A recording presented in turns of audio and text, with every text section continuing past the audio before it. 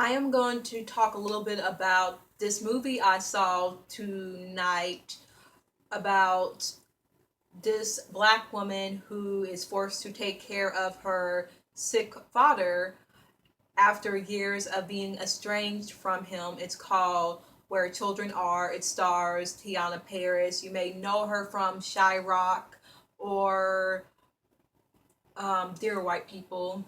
So, Tiana Paris plays this young black woman who basically has no place to live. So she basically sleeps with various men in order to find a place to stay. So she more or less does sex work. She's not like I don't know, but she a lot of times uses sex for a place to stay or to find shelter. She meets this professional, I don't want to say rich, he's not rich, but he does make money, he has a decent job. She meets this man who basically, I think, takes, I'm not going to say takes pity on her, but feels bad for her. The circumstance with her and her father and like the whole situation. I only like came across this film. I only walked into like maybe 30 or 45 minutes into the movie, but I'm guessing he meets her and like feels sorry for her, but at the same time likes her. He is light skinned, which I feel, because I wanted to mention that in the first place, but this is a pretty good film as far as the acting and subject matter. But what I kind of found annoying about certain parts was when Tiana Paris's character was basically like, why are you treating me so well? You're so perfect. Like in a way where she resents that. And I get it given her background, but it just made me uncomfortable given that Tiana Paris is a dark skinned actress and Ryan White is light skinned. I actually remember him in Tyler Perry films because oftentimes he would play the bad guy or the kind of douchey light skinned guy. Like he always struck me as like the douchey light skinned nigga, but he actually plays like a good character in this film. You may remember him from I Can Do Bad All by Myself with Keisha Knight Poley, which fuck Keisha Knight Poley because I think she defended Bill Cosby. So fuck her and her complicit ass going in on Amber Rose for daring to talk about Bill Cosby being a rapist. Like I know who gave you your money, Keisha, but you need to shut the fuck up because it's women like you, that make it hard for women out here because you try so hard to fit into patriarchy or to apologize for men that it's just like you make it hard for us as well as men make it hard for everyone else. And that's all I have to say. You know, off my tangent, I think what kind of struck me off about this actor was that he played a rapist, I believe, and I Can Do Bad by Myself because Keisha Knight Poley is a sex worker and like she's sleeping with him, or I think he's her pimp, so he treats her like shit and like leaves her out on the streets, and I think he actually rapes her. And I'm just like, God, like he looks like your typical like douchebag, like he, but he does play a good character. But it just kind of made me feel uncomfortable that here's this dark skinned woman with this, decent man, decent black man who is light skinned, who does have money, who does have a lot of privilege. And for her to basically say, I don't really deserve this. She doesn't exactly say this, but I just kind of felt like I don't know, and I get it. I get it, but I just kind of felt like it's just a little problematic because it was bordering on the light skinned savior complex. I'm not going to lie. It was low key bordering on that, but it just was far enough that it didn't go there. It didn't go there, but I was just kind of like, I don't know. I really don't know. I feel you can, I feel like you can make black characters who are different skin complexions from each other without bordering on one person being like the light skinned savior that's realizing that they're beautiful. And if you do, Just make it more natural. Don't make it like they are a savior. And I don't really think that's how he was, but I just felt like how Tiana Paris was acting, it was just a little bit awkward. She's not a bad actress, but how she would act around him was just very awkward. Anyway, aside from that, Tiana Paris is traumatized. I believe she actually has a mental illness where she is completely traumatized from how her father treated her, her mother, and her sister. He raped his wife and he raped his daughter, who ends up committing suicide because we find out that he does rape her and it's very graphic. I should have said trigger warning. I'm sorry, I didn't say trigger warning in the beginning, but I'm actually going to put this in the video, like the title. I'm going to put it in the title of the video, trigger warning, because this movie does have a lot of trigger warnings. I'm just going to go into the meat of the film. The older sister kills herself by slitting her wrist in a bathtub. You don't see anything, but you see the aftermath. The tub is covered in blood and her eyes are open, so it's very upsetting.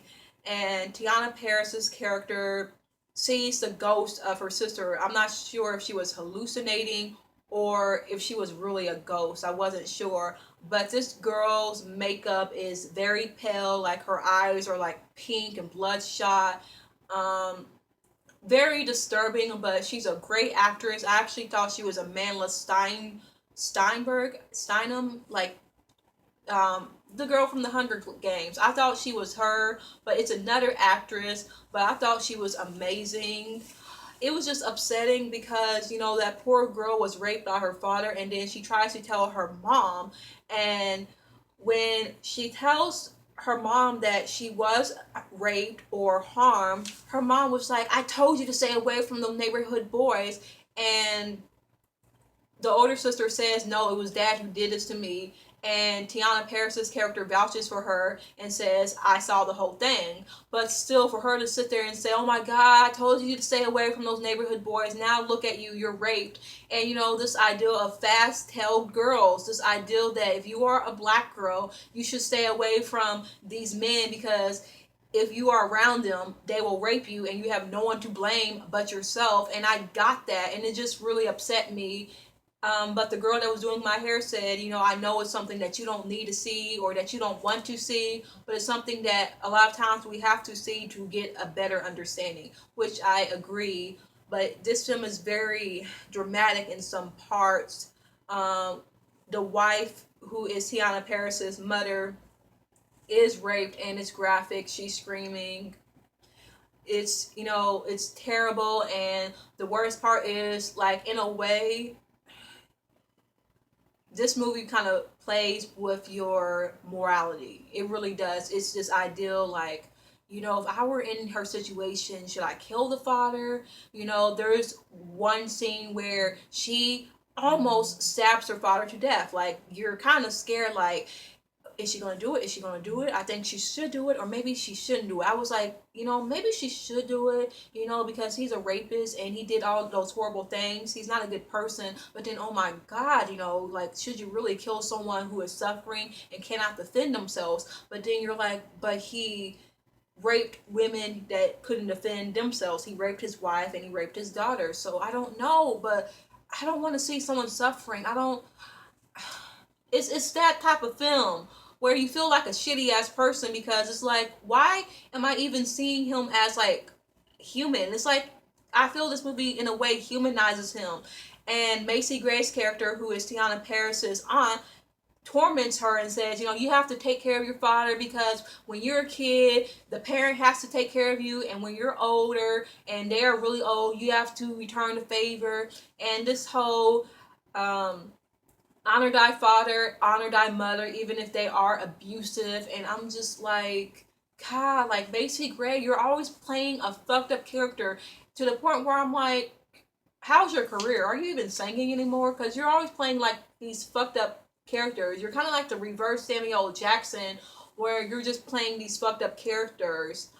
But do you? Because I do love me some Macy Gray, so I ain't gonna hate. But I just like, damn, Macy Gray is always playing like these unlikable like characters.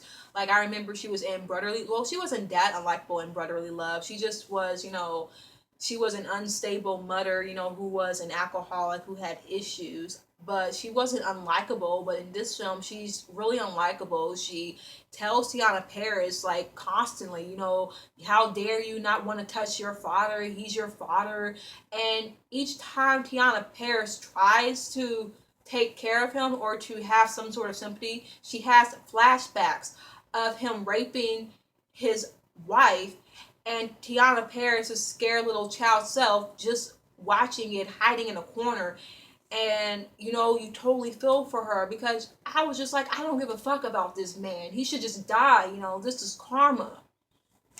And I am not even a religious person, but I even told this girl that was doing my hair, I told her, God have mercy on his soul, because you better hope there's a God in this situation. You better hope that there is someone to redeem his soul, because if he is even thinking about redemption, he is so far gone, that only God can judge at this point, because you're really like, damn, like I can't even like judge you no more, because you're just such a fucked up person, and I shouldn't even be feeling sorry for you. But I think at the same time, this man kind of reminds me of my own father, and my father, was loving, he's, great man. So I kind of like felt some empathy, like, he looks like your average, loving, black father that's like, I'm going to protect my little girls, I'm going to be this best, all African American black father, that all African American father. So you kind of have a hard time just like really grasping, how he could be such a horrible person. And I'm really moved by this film, because it is so heavy. It is really heavy. It's too much to handle. But I feel like if you can stomach the content, then you should definitely see it.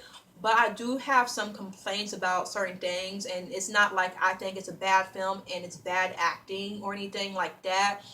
But I have a problem with how they handled the juxtaposition between the two sisters, because Tiana Paris is clearly dark skinned, so the girl playing her as a child was dark skinned, and the older sister who had died is played by a light skinned girl, and in the film she is biracial, because Macy Gray's character is actually her mother, but she couldn't take care of her, so she sent a girl to her sister, which is Tiana Paris's biological mother. So her mother takes in her sister or her cousin or whatever, and she um Tiana Paris has a confrontation with Macy Gray, like, you knew that my father was doing all these things to her, and you let him take care of her anyway. How dare you? And then she has like a mental confrontation with her now dead mother, and like she's just having a mental breakdown and saying,